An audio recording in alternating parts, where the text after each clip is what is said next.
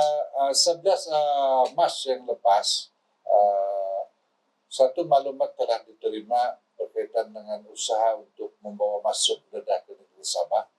Jadi pihak PDRM dan bersama dengan Agensi Kawalan dan Perlindungan Sempadan Malaysia AKPS telah membuat satu tim untuk follow up berkaitan dengan maklumat berkenaan, dan daripada risikan yang telah dibuat, pemantauan yang telah dibuat di kawasan lapangan terbang Kota Kinabalu telah menahan seorang lelaki, yang mana lelaki ini datang daripada Kuala Lumpur sampai ke Sabah, kan? Dan bersama dengan lelaki berkenaan, 3 buah kotak telah dirampas, yang mana 3 kotak ini adalah dipercayai mengandungi bahan-bahan terlarang, iaitu dedah. Jadi hasil pemeriksaan ke atas 3 buah kotak berwarna coklat yang ada di depan ini, yang bertulis Saint Gucci, di dalamnya berisi, setiap satu itu berisi 2 plastik lut sinar, masing-masing mengandungi kandungan dadah dipercayai vitamin lah. Jadi hasil daripada pengiraan keseluruhan, jumlah anggaran dadah yang diperolehi daripada kotak-kotak ini adalah seberat 30.30 kilogram dengan nilai rampasan, nilai jualan ataupun nilai dalam bentuk wang sebanyak 1.5 juta. Tangkapan ini hasil daripada soal siasat ke atas tangkapan ini. Tangkapan ini merupakan seorang transporter, yang mana peranan dia ini adalah dia di Kuala Lumpur menerima barang-barang ini, dia datang ke Sabah dan dia akan serahkan balik kepada seorang lagi individu, yang mana yang membekal dan yang menerima ini sedang dalam siasatan pihak berkuasa lah, baik PDRM maupun AKPS sedang follow up untuk mendapatkan maklumat berkaitan dengan individu berkenaan. Jadi kalau kita lihat pada awal bulan Februari, kalau tidak silap saya, kita dapati bahawa ada cara penyeludupan dadah menggunakan sesaban, kan? Menggunakan sesaban, iaitu alat cuping buntut untuk dibawa masuk ke Sabah. Ilmu yang sama, memasukkan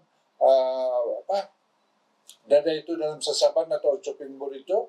Yang ini pun ilmu yang sama, memasukkan dadah ini dalam kotak-kotak arang.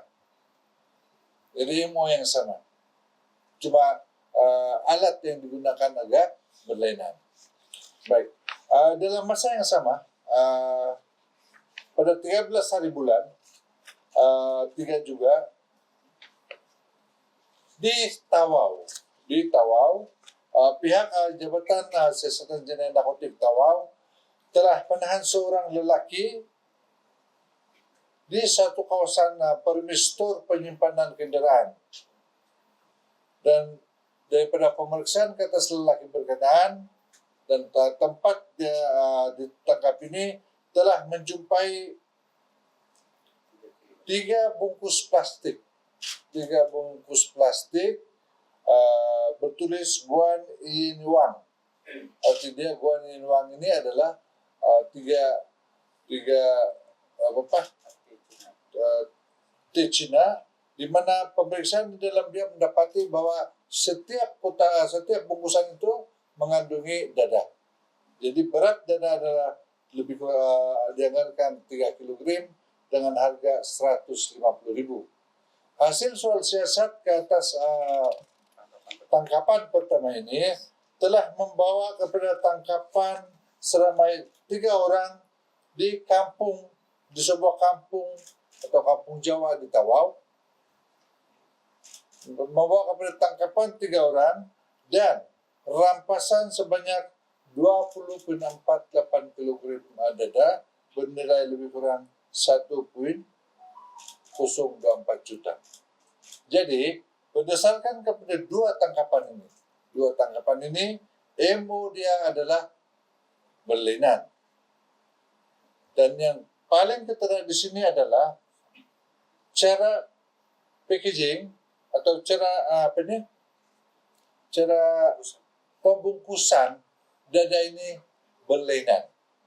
Kalau yang di Tawau ini dia pakai plastik di Cina, yang di sini ini tidak menggunakan plastik di Cina.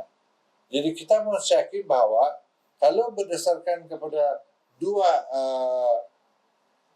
senario ataupun dua bentuk rampasan ini, kita percaya bahwa ada dua sindiket yang membawa dada ini ke Sabah. Sebab dia di kawasan Tawau ini sinonim rampasan-rampasan kita ini dengan menggunakan plastik jenama Guan Ying Wang. Tapi di sini, di Kota Kinabalu, kita dapati bahwa cara pembungkusan dia adalah menggunakan pembungkusan biasa. Jadi artinya ada dua sindiket yang jadi tanggung jawab kepada pihak PDRM dan pihak agensi EKPS ini untuk kenal pasti MO ini dan juga sehingga kepada membawa penangkapan kepada suspek.